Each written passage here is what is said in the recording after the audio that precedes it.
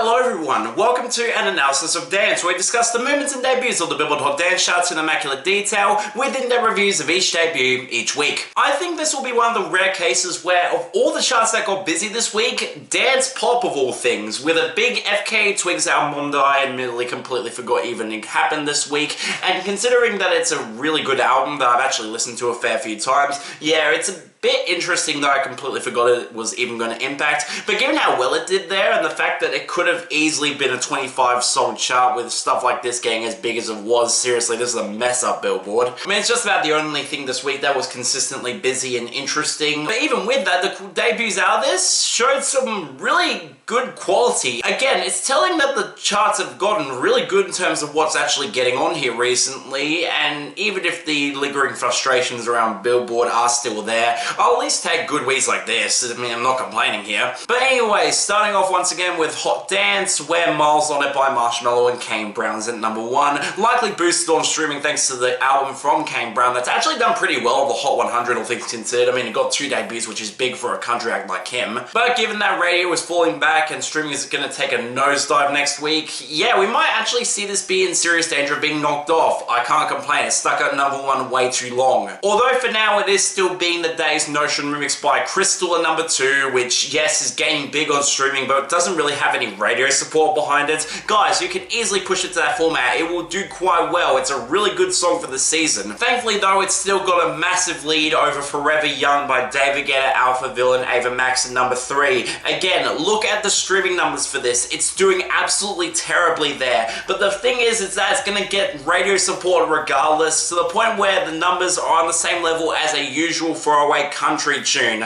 Seriously, this should be nowhere near as big as it is. Why the fuck is radio still supporting this? Thankfully though, it does look like that's starting to stall out, so we can see this exiting soon. Good riddance. Then there's Slow Motion by Marshmello and the Jonas Brothers at number 4, which really is not exactly doing as great as I expected. I mean, it fell back on streaming and sales, even if it has got a bit of a radio push going for it, so I expect this to stick in the top 5, but I don't see this being as big as Miles on It. I'm kind of okay with that. And man, it's telling how weak the rest of the top 10 is compared to the top 4, because at number 5 we somehow still have Move by Adam Port Strife featuring Malachi, which seriously, I like the song, but it should be on its way out at this point. It's getting really old. Thankfully though, there might be something to knock this down next week. Debuting at number 6, Chasing Paradise by Kygo and OneRepublic. And while I could be smart here and say that this does look a little bit desperate, that in order to get your actual hits on this chart, you need to work with OneRepublic again. But given the success of both Lose Somebody and Stranger Things, it doesn't surprise me that this blew up as much as it did, and it's got really good streaming numbers behind it. I do expect this to stick around, probably not this high, but hey, it's sticking around, that's pretty good. Moving down, we have Under Your Spell by Snow Strippers at number 7. Again, it's really telling how well this is doing on streaming. It's actually outperforming a lot of songs beneath it that really expectedly should be bigger than this. Which takes us to Did I Tell You That I Miss You by Adore at number 8. I mean, it took a big fall on the Hot Rock / Alternative charts, but it's still got good streaming. It really only got knocked down because of high debuts there, and I do expect this to really have a ton of staying power. It's probably going to pass 26 weeks at this point. It is what it is. Sadly, might also be the case for New Jeans Jersey Club by Dark Eye and Giandro at number 9. Seriously, the streaming is just ridiculous on this one, and given that the original song didn't chart, this feels gross being here. We can kick this off at any time. Finally, as expected, Focus by John Summer featuring Clubs fell hard to number 10.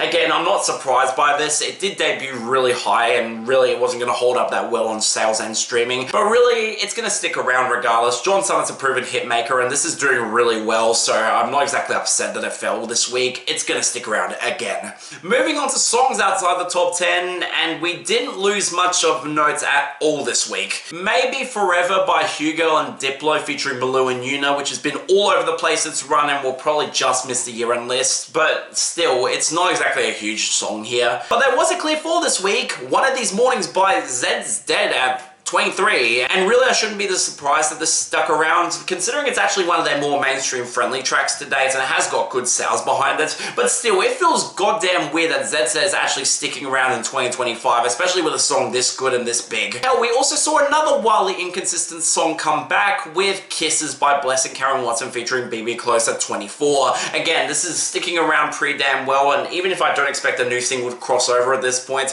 I am happy that these guys are actually getting momentum. They're genuinely really good. Finally, that leaves one outlier that doesn't fall into any sort of category that I want to talk about. Keep Up by Odatari at 13, which yes, it saw a big fall this week, but it's notable that this one has hit 26 weeks, and given that SMB with Hong Jun has completely left the charts after only 1 week, this is going to be gone next week too, meaning that we are finally clear of Odatari in 2025, and given the performance of SMB, I'm not exactly optimistic he's going to get anything off the charts. Good. And on the topic of things that are welcome, both our debuts were pretty damn solid, starting off weirdly with number 16, Wants to Love by Aloboi.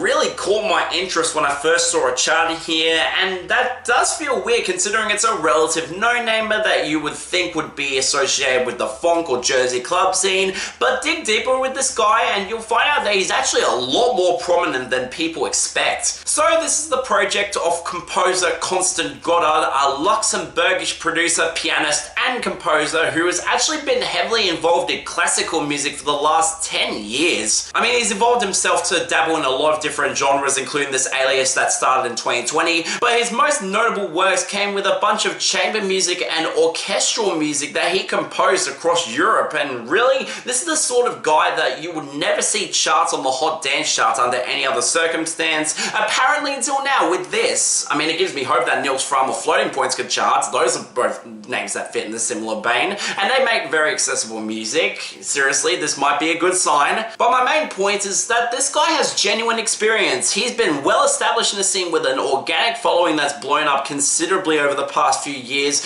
and given that this song is blown up thanks to TikTok, I don't really know if this is going to stick around, but I really hope it does because I really like this. I mean, it's pretty straightforward in terms of its approach. It's going for more of a deep house sound that I associate more with Anjuna, with that really rich textured percussion, especially against the gorgeous synth integration that builds up over the track's length and eventually pays off into some great drops that sound really rich. But it's the sort of track that you would never otherwise see charts here. This brand of deep house doesn't usually get a ton of mainstream attention unless you get a lucky fluke, and in this case it's particularly notable too because man, this guy's production style really does stand out here. I mean, I can very much hear this being something that Erased Tapes would also sign, considering the intensely precise sound design sounds really goddamn good here, especially when you have those analog synths that sound way more foreign for the mainstream than a lot of other songs of this style. Now, the version that did blow up was the just raw version, which cuts the track down to only a minute and kind of feels more like a demo or an unfinished mix of the track. But even with that, I still enjoyed that version. It is underdeveloped admittedly, but the synths sound much more raw and gritty,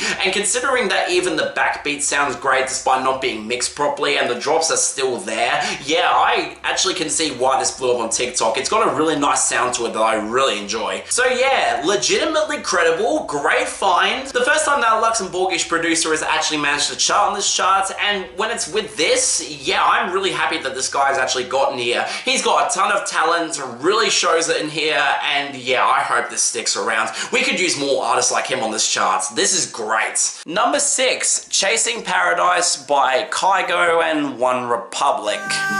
In paradise, running wild with the wind, feeling high, breathe it in, yeah, we come alive in paradise.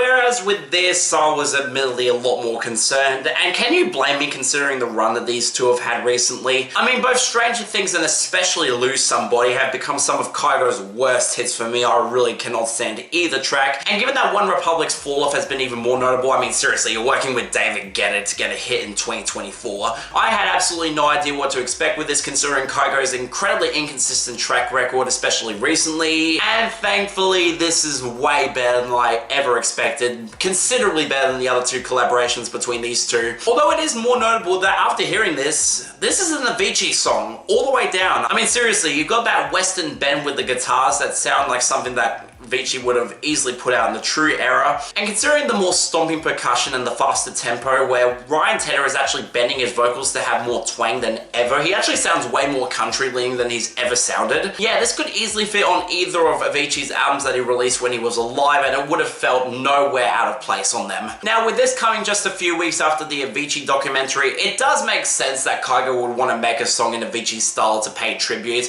especially considering Hold On Me was very emotionally charged as well. It doesn't surprise me that he's going down this route. And on that basis, yeah, I actually found this really good. The vocal production gives Ryan Tedder way more space than he's ever had. The mixing feels really well polished and sounds genuinely great. And the driving groove gives us more presence and punch than the majority of Kygo's singles the past few years. This has a really distinct sunny atmosphere that fits the title and artwork really well, and really is the sort of thing that Kygo should do more of. He's really credible in selling that vibe. And with that faster tempo, it's probably one of his most fun songs in a while. That says a lot. I mean, between both this and Hold On Me, he should really go for this more upbeat sound. It's great for his style, and considering that most of his material from last year was more on the dour and low-key sort of sound that didn't fully work most of the time, something this upbeat and fun, yeah, it's welcome for me. So yeah, I was actually quite impressed with this one. I don't think it's his best single this past year when Hold On Me exists, but it's on that level for me, and really, I would not complain if this sticks around. This is genuinely really good. So now we move on to the big story of this week, dance pop songs charts, where FKA twigs dominated the majority of this entire list. I mean, yes, she was unfortunately not able to dethrone It's Okay, I'm Okay by Tate McRae at #1, even if that song did only get a boost because of Sports Car, even despite that song being even worse than it. Lovely. But really, with Sao Paulo by The Weeknd featuring Anita at #5, which actually gained this week at all, this will probably end up taking #1 if Lady Gaga is not able to debut next week, which, considering the sound of that track, she probably should, but Billboard hasn't really treated her with any sort of respect with this album cycle. Look at how they treated Disease. I don't expect her to chart here. As for fall-offs, not really a ton of notes. I mean, I'll Do It by Heidi Montag just completely fell off after its 2 weeks of momentum really went nowhere. Doesn't surprise me there. And Joyride by Kesha is also gone too after the big influx of debuts, but I expect it to be back anytime soon. Hell, we also saw Sigma Boy by Betsy and Maria Yankovskaya fall down to 14 as an actual fall this week, which, considering it's below Sympathy is a Knife by Charlie XCX featuring Ariana Grande at 13, a song that quite frankly stalled out all momentum over the past few months. Yeah, that might be telling that Sigma Boy is finally done. Good riddance. Can we not have it make the year-end list? It's not good at all. But of course, what caused all this were the 5 debuts from FKA twigs this week, and given that none of them fall under my rules for eligibility to talk about them, so let's start off with number 15, Perfect Stranger by FKA twigs. Okay, so given that FKA twigs debuted 5 songs this week and 2 of them I've already covered in previous episodes, I'm kind of inclined to keep this short, and with this one, it's easy because I've already covered it. I will admit, in the context of the album, this one does lose a lot of power for me, especially being placed right before Drums of Death, which just completely sucks out all the momentum that this one has going for it, but I still love the more poppier sound with this one, with the house beat that sounds really good, and the lyrics are well written with her desire to hook up with this perfect stranger, where she doesn't even want to know his name, but just wants to enjoy the moments in the short run and not really stick around long term. It's a normal thing in relationships, and especially in hookups, that really is well written here. Good song, not one of my favorites from the album or of this week, but you know what, I'll take it being here. And on that note, number 12, Girl Feels Good by FKA twigs. When a girl feels good, you know.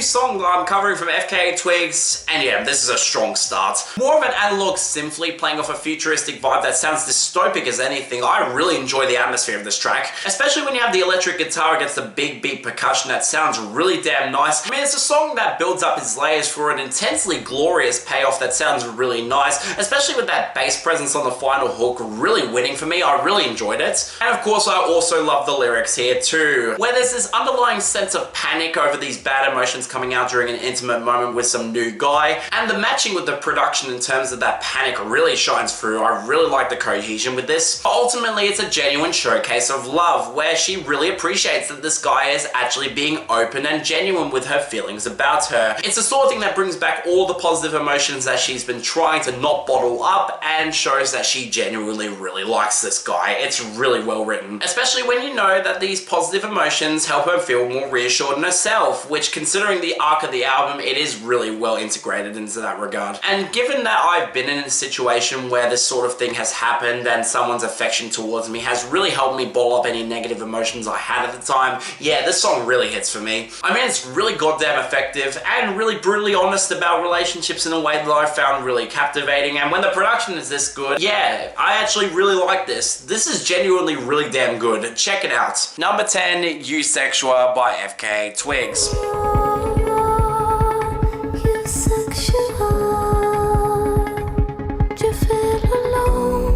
Already talked about this one too just a few months ago, and yeah, it's still great. And especially in the context of the album, this one just hits all the harder for me. I mean, it's a fantastic tone setter for this album, being the title track that talks about the themes of Eusexua and how elevated she feels when hooking up with people. And when the layers build and eventually pay off into that glorious climax that transition into Girl Feels Good so goddamn effectively, yeah, gets even better in the context of the album. What a great way to introduce it. I mean, it was already great, but now it's just goddamn fantastic. One of my favorite songs on this album, and it's great to see it charts here, if only for a little while. Number 9, Striptease by FKA twigs.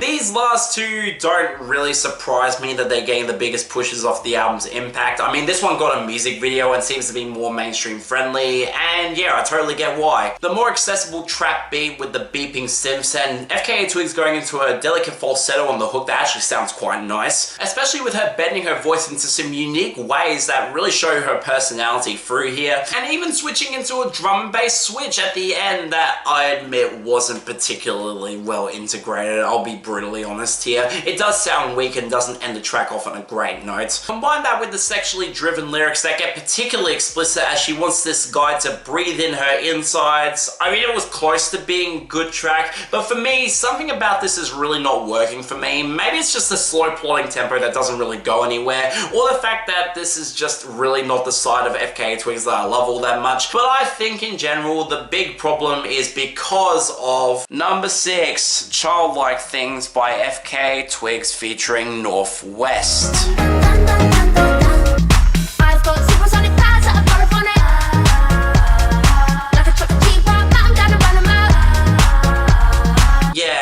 I am not surprised that this was the one that debuted the highest. I mean, you've got a member of Kanye West's family on the track as the only featured guest vocalist on the entire album. It was going to draw attention anyways, and yeah, this really sucks, and is one of the main reasons why Striptease does not work in the context of the album for me. I mean, the beat at least has some punch. There's an underlying house groove behind this entire track that does hit pretty hard, even if it does sound a bit flat and dry in the mixing. But man, everything else about this production just absolutely sucks. The horribly compressed vocal production with a really yelpy vocal performance from FKA twigs that just sounds awkward as all hell. She's not the sort of artist that works with this particular style of vocal, and yeah, this absolutely proves why. And those horribly placed backing vocals really do not help much either, which takes us to Northwest, who for some ungodly reason is placed even closer in the mix, and she does an entire verse in Japanese praising God and having nothing to do with the entire track. I mean, seriously, this just feels like blatant name placement to get more attention to this particular album, because seriously, she adds absolutely nothing to this track, and it's the sort of thing where this has very similar comparisons to Chicago West's verse on Vultures 2. That's not a good thing. But what makes me feel particularly gross about this track is its placement on the album. I mean, it's at least understandable coming after Keep It Hold It, where she's trying to understand the roots of her negative emotions and her immaturity.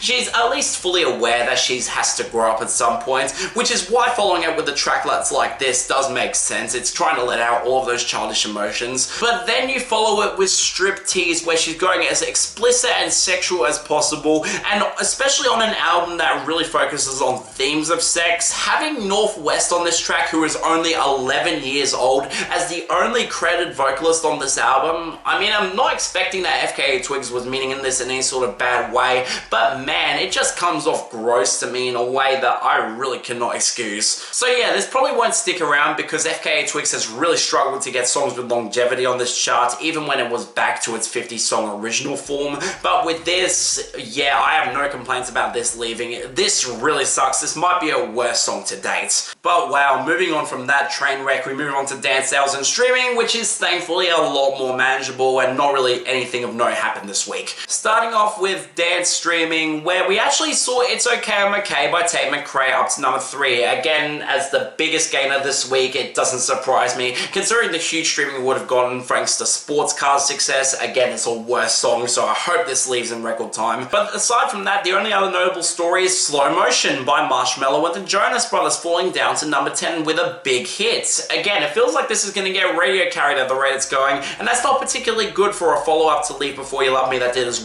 way better. Thankfully, dance sales had a lot more going on. Unfortunately, starting off with the Sound of Silence Cyril remix by Disturbed at number 1. Again, it doesn't surprise me here. With Forever Young by David Guetta, Alpha Villain, Ava Max at number 2. Again, it's not like these sales actually matter in the context of the main charts. Barely anyone's actually buying dance music anymore, and again, it's telling that Cyril's at number 1 here. But man, this top 2 is fucking rough. Yikes. But besides that, I'll Do It by Heidi Montag took a big hit down to number 6, and for some reason, Staying Alive by the Bee Gees got a huge boost up to number 7 out of nowhere. Again, the sales are not exactly all that notable, but this is a pretty interesting jump this late into its run. But then that just leaves a pretty damn big list of comebacks, with All That Really Matters by Illenium featuring Teddy Swims at 11, Cold Heart P&A remix by Elton John and Dua Lipa at number 12, Now or Never by Bon Jovi and Pitbull at 13. Now it looks like there's actually momentum for this one, and I Adore You by Hugo, Topic and Arash featuring Dacom even scraping back at 15. Again, I don't expect any of these to really stick around that much longer, but they are interesting at least. But now this would be where I talk about the one debut here, but in this case it's Chasing Paradise by Kygo and OneRepublic at number 10, which I've already talked about. It's not worth covering again.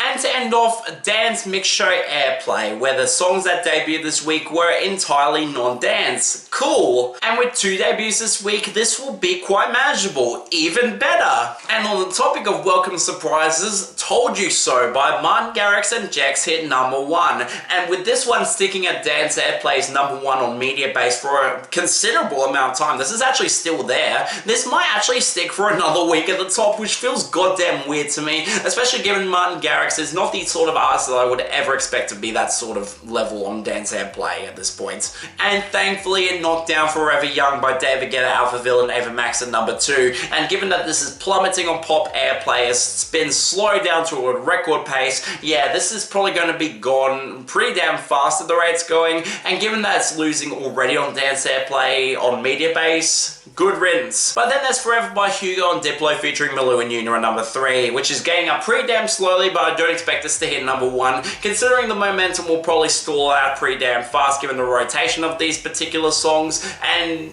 I mean, look, it had a great run anyway, so I can't complain. Honestly, and I can't believe I'm even saying this, Cave by Dom Dollar and Tove Lo might actually have a chance to hit number 1 next week at number 4 currently. I mean, it's got so much upward momentum for a drum and bass track, especially from Dom Dollar, and this is doing, quite frankly, way better than I think anyone expected. I'm really happy to see this do so well. Now, on the note of fast rotation, Pardon Me by Armin van Buuren featuring Lewis 3 at number 5, and this one I expect to be rotated out pretty damn fast, considering its fall from number 2 was pretty damn sharp this week, and it's the sort of track that stuck around a fair amount of time, so I expect the rotation to be really quick. I'm not exactly complaining either. Following that is I Only Smoke When I Drink by Namino at number 6. With the rates going with spins, I expect this to jump up pretty damn high next week, and Good riddance too. I really am happy to see this stick around this well. Then there's the welcome big jumper Push the Tempo by Sub Focus featuring KDB at number 7, with predictions expecting this to actually hit the top 3, which considering that Sub Focus has never hit the top 3, that will be goddamn huge, and it's a great song, so I can't complain.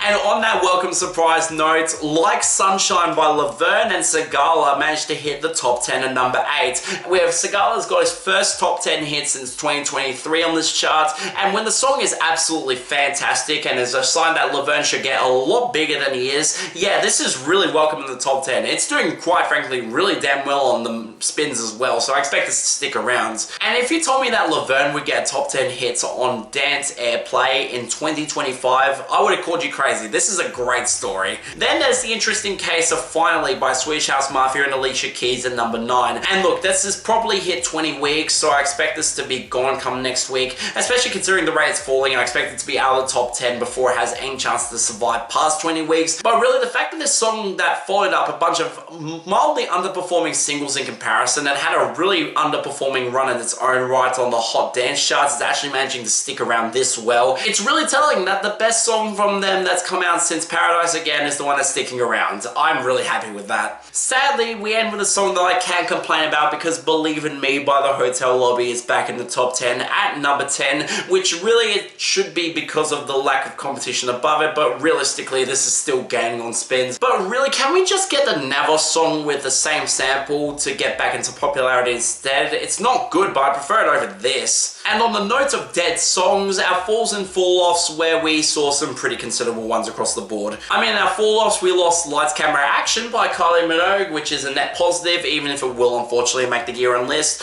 But on the bad side, Tears by John Summit and Paige Cavell is going to fall well short. And given that Focus hasn't charted here yet, I'm a little bit concerned about how well that's going to do on this chart, just saying. Thankfully, the falls are mostly to be expected, although it is interesting how many mixed show boosted songs actually saw some big hits this week. Yes, Surrender Your Love by Telecast and Sam Gray at 14, and Never Been Yours by Benny Benassi featuring Oaks at 15. They're both natural dance airplay falls that are going to be gone pretty damn soon, and I can't complain, they're both good songs. But further down, we saw Die With a Smile by Lady Gaga and Bruno Mars at 23, Apple by Charlie XCX underperforming at 39, and Stargazing by Miles Smith continuing down to 40. And really, considering that the quality kind of balances out to a pretty decent area, I'm not exactly complaining that these are on their way out, especially with Die With a Smile being the best of them and actually having a chance at the year-end list while the other two aren't. I can't complain there. But surprisingly enough, we didn't see much jumps of note this week, with the majority of them being debuts from last week that saw some pretty welcome momentum, and given the quality of the debuts last week, I can't complain. Yes, unfortunately, Well Gone Wild by Robin Schulz and Cyril featuring Sam Martin is up to 11. Can this not make the top 10, please? It's really not good. And Crossfire by Frank Walker and Alexander Stewart down at 31 is at least a really damn good song getting momentum. I can only hope this continues up. But then you have all the rest here. Never Walk Alone by Blondish and Stevie Appleton at 33, Zen Cowboy by Annabelle England at 30, and Especially Hypnotized by Anima and Ellie Goulding at number 19, which, considering how big that song has gotten and the fact that it's an easy sell for the radio with a really goddamn catchy hook,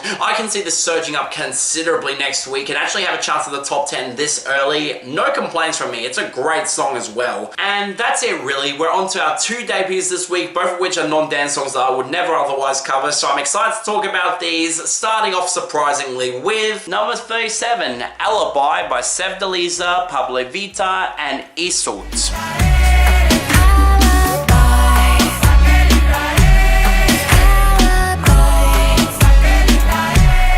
First, really it shouldn't be a surprise when I say that this song should be nowhere near this chart at this point. I mean, come on, this was already charting on the Hot 100 for several weeks, several months ago, and after it genuinely underperformed and didn't really get any sort of push to pop airplay, I thought we were done with this, but then you realize that this charted on Dance Airplay specifically because of a remix with goddamn Tiesto in 2025. I mean, between this, Una Valita, and the Karol G collabs, I should state at this point that Tiesto should stay the fuck away from Latin music. He's consistently brought out the worst in every single artist he's worked with, and especially with Karol G, it's proven that this sound does not work for his production style at all. He can move on from this. The remix is more terribly produced big room house that reminds me a lot of the Provenza remix in terms of its sound, and it's weak as all hell, and it sucks out all the unique elements of the track in favor of disposable flat big room kicks that should have been left in 2014. It's an absolutely awful remix. Thankfully though, the version credited by Billboard is the original track, so I don't have to cover it here. And yeah, unsurprisingly, the original is great, as everyone else says. All three singers sound great here, with Sevdaliza opening up with a really good English verse that bridges the gap between this and the Spanish verses of the other two artists. Yseult delivering a fantastic pre-chorus and hook that sounds really goddamn catchy and sounds great to boot. And Pabllo Vittar especially sounding hungry as all hell, when she goes into an operatic falsetto range that's goddamn impressive. She is a fantastic singer, and considering this was separated by over 8 years since Suakara, her actual charting song on Hot Dance, yeah, she's grown leaps and bounds as a singer over the years. I'm really impressed by her performance here. Combine that with a production that leans into the actually authentic Brazilian funk sound as opposed to the phony names that are capitalizing on the scene rather than actually showing any sort of respect for it on TikTok, and eventually turning into this slower Latin adjacent beat for the hook that sounds sexy as all hell. It really works for me. Yeah, this is how you do it well. None of those awful cultural appropriations masters TikTok fragments, please. Get more of this on the main charts. So yeah, just a great song all around. I'm really happy to see a chart here, and even if it's because of an awful remix, I'll at least take the original being a hit. I can definitely welcome it on this chart. It's really goddamn good. And finally, number 35, BMF by SZA.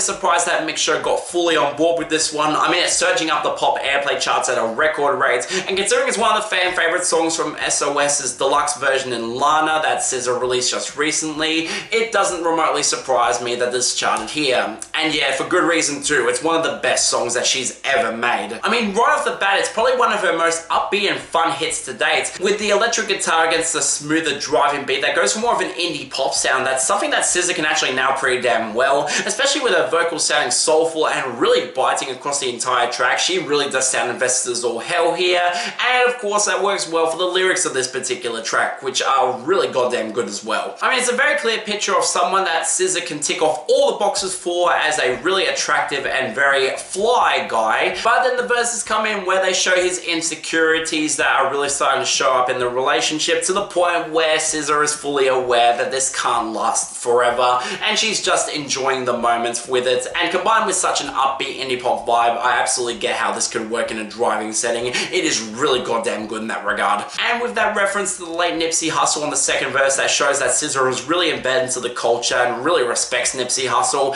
and manages to actually make it fit into the coolness of the guy in question. Yeah, this is really well written and really shows why SZA is one of the best names in mainstream R&B at the moment. So yeah, fantastic track, one of the best songs on Lana, and given that it's surging up on pop airplay, I expect this to stick around better than even Snooze did. I can't complain too. This is really goddamn good. And look, as much as I want to give the best of the week to FKA Twigs, yeah, BMF by SZA is easily getting the best here, but she is getting the honourable runner-up for Eusexua, tying with Want to Love by Aloboi. I was genuinely really impressed by that track, and given that this is the first Luxembourgish producer to chart, I've got to give credit where credit is due. This is really a good start. Sadly though, for I think the second time in the history of this series, FKA Twigs is getting the worst of the week with Childlike Things with Northwest. Holy shit, that song was a complete disaster for me. I really could not stand it at all, and it's also at the level where Striptease is getting the Dishonourable Runner-Up. Look, it's not a bad song, but considering the quality of this week and the fact that it gets ruined by being placed right next to Childlike Things, yeah, it gets dragged down here by association. Sorry. Next week, well, I don't really expect The Weeknd to dominate this chart anytime soon, considering a lot of the album is borderline at best, and even if I expect the Justice collab at minimum to chart here, it's probably going to be up against both Sao Paulo and also Abracadabra by Lady Gaga that will both probably end up impacting the top here, especially on Dance Pop being the busier chart once again, so that's going to be interesting. But yeah, that's all for this episode of an analysis of dance. See you next time.